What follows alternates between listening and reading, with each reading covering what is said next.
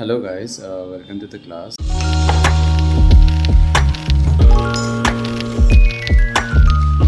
और मैं आप सभी का स्वागत करता हूँ एक और नए वीडियो में। और जैसे कि अभी हमारा जो ये सीरीज़ चल रहा है वो है CSS से रिलेटेड, और इसमें बिल्कुल बिगिनिंग से बिल्कुल सिखाया जा रहा है। ये उनके लिए भी है जो बिल्कुल CSS के बारे में नहीं जानते और CSS क्या होता है वगैरह वगैरह। और दूसरी बात ये होता है, अभी काफ़ी मज़ेदार भी हो रहा है सारे वीडियोस। अभी धीरे धीरे हम प्रैक्टिकल की ओर जा रहे हैं, ठीक है। अभी जो सबसे इम्पॉर्टेंट चीज़ है थ्योरी में, जो कि अपना मोस्टली जो अपना लास्ट ऑलमोस्ट टॉपिक रहेगा, ठीक है। ज़्यादा थ्योरीज़ नहीं है इसके बाद में, सारे प्रैक्टिकल से। ये समझाना इसलिए ज़रूरी है क्योंकि ये टॉपिक के हेल्प से हम पोजिशनिंग करना सीखेंगे। हम कौन से चीज़ों को कहाँ रखेंगे, चाहे लेफ़्ट रखेंगे, टॉप रखेंगे, सेंटर रखेंगे, राइट रखेंगे, ये सारी चीज़ों को हम कंट्रोल कर सकते हैं। किसके हेल्प से? डिस्प्ले प्रॉपर्टी के हेल्प से। तो आज के वीडियो में हम सीखेंगे डिस्प्ले प्रॉपर्टीज़ के बारे में, ठीक है। अब देखो यहाँ पे सबसे पहले क्या है, व्हाट इज़ डिस्प्ले प्रॉपर्टी, ठीक है। यहाँ पे क्या लिखा हुआ है,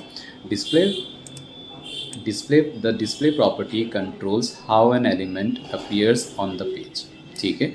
अब डिस्प्ले जो होता है ये बेसिकली हम इससे सेट कर सकते हैं कि हमारा जो एलिमेंट है वो पेज में कहाँ रहेगा, हम कैसे उसको पोजीशनिंग वगैरह कर सकते हैं, उसको हम कंट्रोल कर सकते हैं, ठीक है।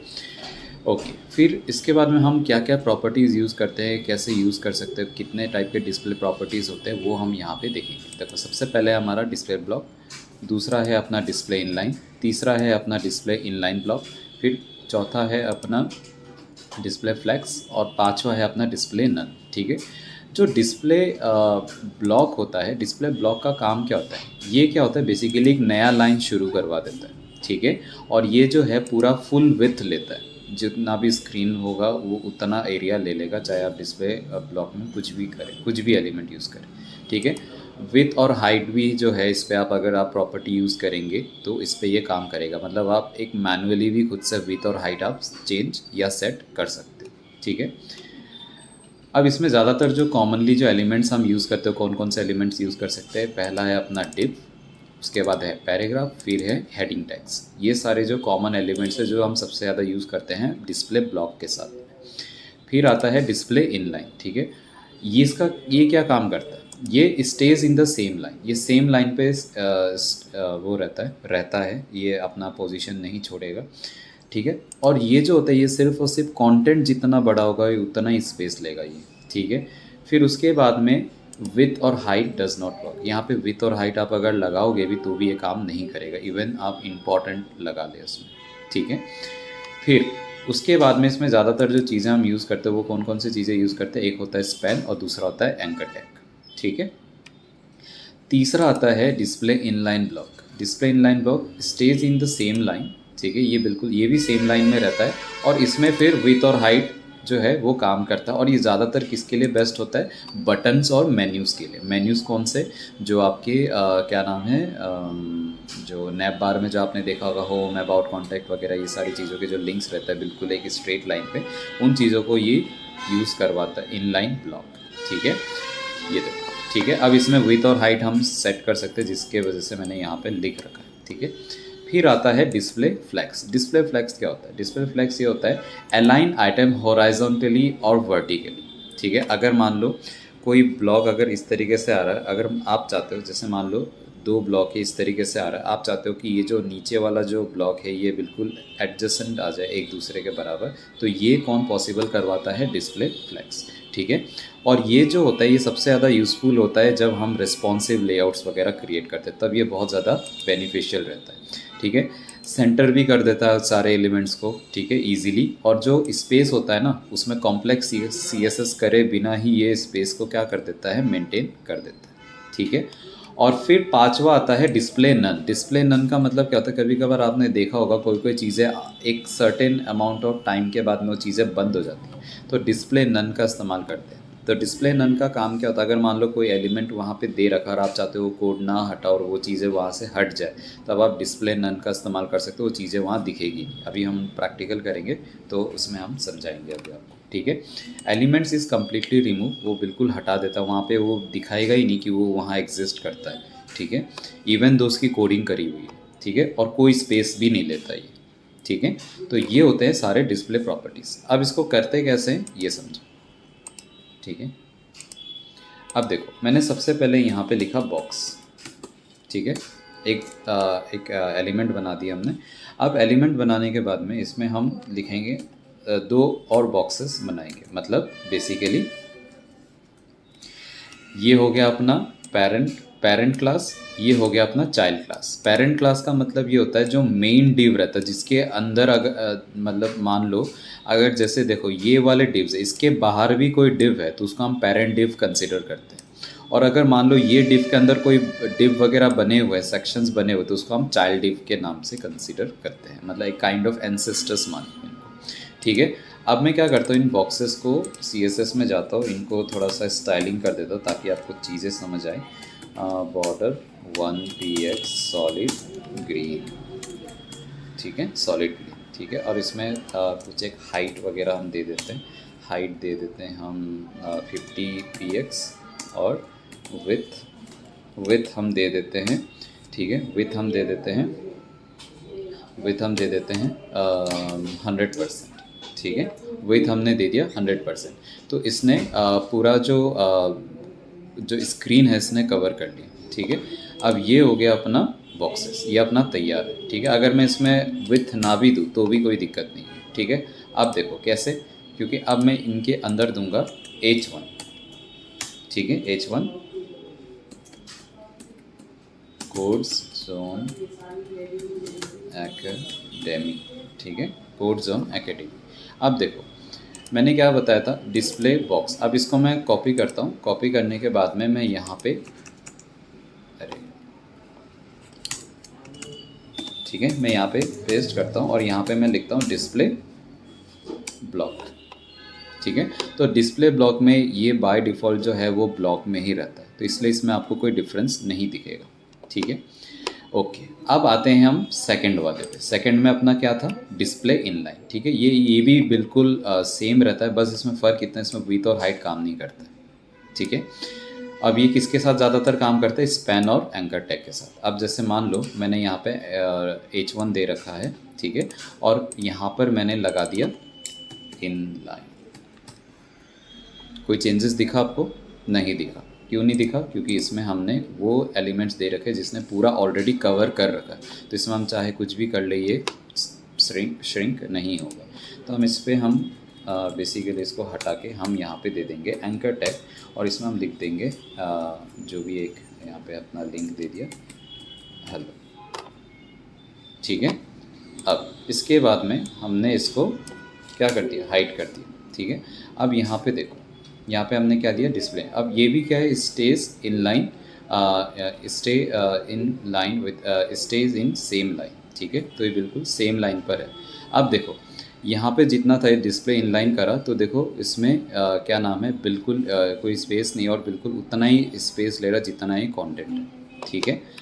और फिर आते हैं डिस्प्ले इनलाइन ब्लॉक पे, ठीक है। अब ये जो होता है ये भी सेम है, स्टे इन सेम लाइन, ठीक है, विथ और हाइट काम करता है इसमें, और ये सबसे बेस्ट रहता है मेन्यू और इसके लिए, बटन्स के लिए। तो अब हम क्या करेंगे, यहाँ पे हम लिख देंगे इनलाइन ब्लॉक।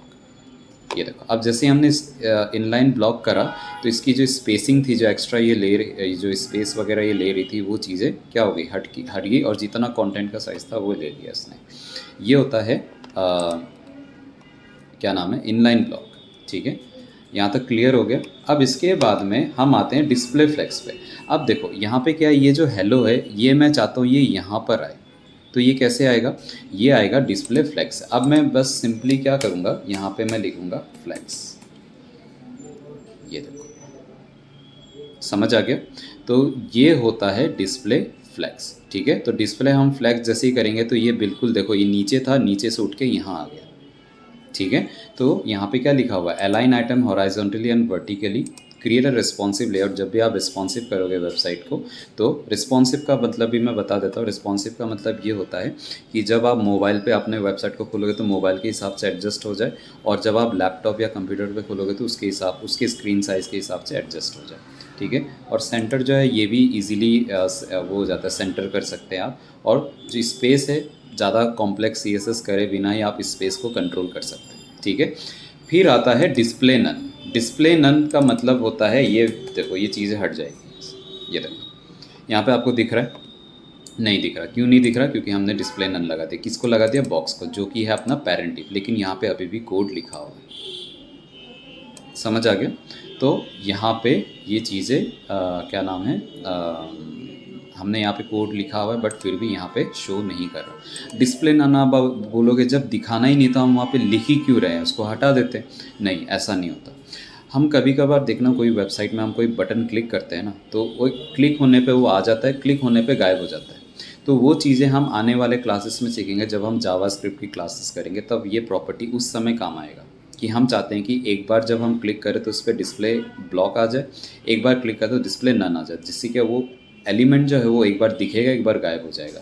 तो ये बिल्कुल वैसे ही उस चीज़ के लिए ये काम में आता है। ये अभी आपको समझ में नहीं आएगा, बट हम जब जावास्क्रिप्ट के रिलेटेड हम काम करेंगे तब ये चीज़ों का काम आएगा। बट मैं अभी आपको बता इसलिए रहा हूँ ताकि आपको पता रहे, जब मैं आपको ये चीज़ें करवाऊँ तब मैं ये चीज़ आपको एक्सप्लेन, तब मैं आपको इससे रिलेट करवाऊँगा कि वो उस समय उस वीडियो में हमने ये चीज़ें सीखा था। ठीक है, समझ में आ गया? तो ये सारी चीज़ें हैं आपकी क्या, डिस्प्ले प्रॉपर्टीज़। ठीक है, और ये सारी चीज़ों को मैं चाहूँगा आप एक बार प्रैक्टिस करें अपने पीसी पे या अपने लैपटॉप पे, और इन चीज़ों को बिल्कुल पिन पॉइंट कर ले, क्योंकि कल से हमारा जो है बिल्कुल प्रैक्टिकल चीज़ें जो है, जो मैं आपको अभी तक बताते आ रहा हूँ कि हम ये करेंगे वो करेंगे, तो वो चीज़ों के बारे में बताऊँगा। हाँ, एक गलती मेरे से एक और हो गई थी। मैं पिछले वीडियो में भी बता रहा था कि मैं आपको यूनिवर्सल सिलेक्टर के बारे में बताऊंगा, बट मैं बताना भूल गया। I am extremely sorry. मैं अभी बता देता हूँ आपको। अब जैसे देखो, यहाँ पर क्या है, मैं इसको हटा देता हूँ। ठीक है, ये सारी चीज़ें हटा देता हूँ। ठीक है, अब मैं यहाँ पे एक सेकेंड, यहाँ पे, अच्छा ठीक है, अब मैं यहाँ पे H1 लिखता हूँ। ठीक है,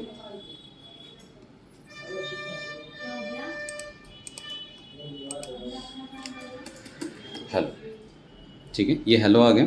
अब देखो, इसके सबके फ़ॉन्ट में चाहता हूँ कि मैं जब भी कोई टेक्स्ट वगैरह की चीज़ें लिखूँ ना, तो वो बाय डिफ़ॉल्ट उसमें अप्लाइड हो जाए। तो कैसे होगा? अब देखो, यहाँ पे मैंने क्या नाम है, वो लिख दिया मैंने, क्या नाम है, स्टाइल पे गया और यहाँ पे लिखा मैंने यूनिवर्सल सिलेक्टर कर्ली ब्रैकेट, और यहाँ पे मैंने लिखा फ़ॉन्ट फैमिली। फ़ॉन्ट फैमिली एक प्रॉपर्टी है, मैं अभी बता देता हूँ थोड़ा सा। फ़ॉन्ट फैमिली वो चीज़ होती है जिससे हम अपने जो राइटिंग स्टाइल है वो हम चेंज कर सकते हैं। फ़ॉन्ट फैमिली में मैं लिख देता हूँ सैंस सेरिफ। देखो, इसकी जो राइटिंग है सारी चेंज होगी। अब आप बोलोगे कि सर वो तो हम क्लास लगा के भी कर सकते थे। बिल्कुल कर सकते हो। अब जैसे मान लो सबके क्लासेस सेम है, सबके क्लासेस सेम है, डेमो। ठीक है, या फिर हेडिंग लिख देता हूँ। ठीक है, हेडिंग्स। अब मैं इसके क्लास नेम को कॉपी करता हूँ, कॉपी करके मैं यहाँ पे दे देता हूँ। ठीक है, यहाँ पे मैं दे देता हूँ फॉन्ट फैमिली, और यहाँ पे ये दे देता हूँ। ठीक है, अब देखो यहाँ पे ये चीज़ें क्या कर रही है, इफ़ेक्ट कर रही है। ठीक है, अब ये वाला जो फॉन्ट है अब ये ले रहा है, लेकिन ये नहीं ले रहा। लेकिन मुझे बार बार इस क्लास नेम का इस्तेमाल करना पड़ेगा। समझो इस बात को। अब मैं चाहे मैं H1 लिखूं और चाहे उसमें क्लास दूं या ना दूं, उसमें कोई फ़र्क नहीं पड़ेगा। अब मैं इसमें ABC लिखता हूं, तो देखो जो मैंने यूनिवर्सल सिलेक्टर में जो मैंने फ़ॉन्ट लगाया था ऑटोमेटिकली अप्लाई हो रहा है। मैंने यहाँ पे कोई क्लास नहीं लगाया, कोई चीज़ नहीं लगा। बाय डिफ़ॉल्ट जो मैं फ़ॉन्ट यूज़ करना चाहता हूँ वही फ़ॉन्ट यूज़ हो रहा है, लेकिन जिसमें मैंने क्लास लगाया था उसमें ये फ़ॉन्ट इस्तेमाल हो रहा है। तो ये आप तब इस्तेमाल कर सकते हो जब आपको ऐसा लगता है कि मुझे इस पर्टिकुलर टेक्स्ट को मुझे अलग से फ़ॉन्ट देना है, तब आप क्लास नेम का इस्तेमाल कर सकते हो। अगर आप चाहते हो कि बाय डिफ़ॉल्ट एक फ़ॉन्ट मेंटेन हो, तो आप क्या कर सकते हो, यूनिवर्सल सिलेक्टर के अंदर इस तरीके से सेट कर सकते हो। तो पूरे इंटायर वेबसाइट पे ये चीज़ें सेट हो जाएगी। समझ में आ गया? और मैं यहाँ पर पैडिंग 0, मार्जिन 0। ठीक है, तो जैसे ही मैं मार्जिन 0 और पैडिंग 0 करा तो देखो ये बिल्कुल साइड चलेगा बिल्कुल। ठीक है, अब ये जो वेबसाइट का जो लेआउट है बिल्कुल रीसेट हो चुका है। तो यूनिवर्सल सिलेक्टर का काम ये होता है। ठीक है, और चलो फिर आज के लिए इतना ही। ठीक है, आज की इस वीडियो में मैंने आपको यूनिवर्सल सिलेक्टर्स के बारे में बता दिया, जो मैं बताने वाला था मैं भूल गया बताना, और दूसरा मैंने डिस्प्ले प्रॉपर्टीज़ के बारे में बताया। तो आप इन चीज़ों को प्रैक्टिस करें। कोई भी चीज़ होती है आप कमेंट सेक्शन में बताएं, कोई फीडबैक हो तो वो भी आप शेयर कर सकते हैं। और और मैं आपसे यही रिक्वेस्ट करूँगा कि अगर आप इस वीडियो को देख रहे हैं तो प्लीज़ इस चैनल को like, share, comment and subscribe ज़रूर करें, क्योंकि इससे हमें थोड़ा सा मोटिवेशन मिलता है और हम इस कंटेंट को और ज़्यादा इम्प्रूव करके आपके लिए अच्छे अच्छे ट्यूटोरियल्स वीडियोस ला सकते हैं, जिससे आप बहुत जल्दी सक्सेसफुल हो सकते हो पढ़कर। ठीक है, बस तो फ़िलहाल के लिए इतना ही। टिल देन आप लोग अपना ध्यान रखें और मिलते हैं अगले वीडियो पे जल्द। Bye bye.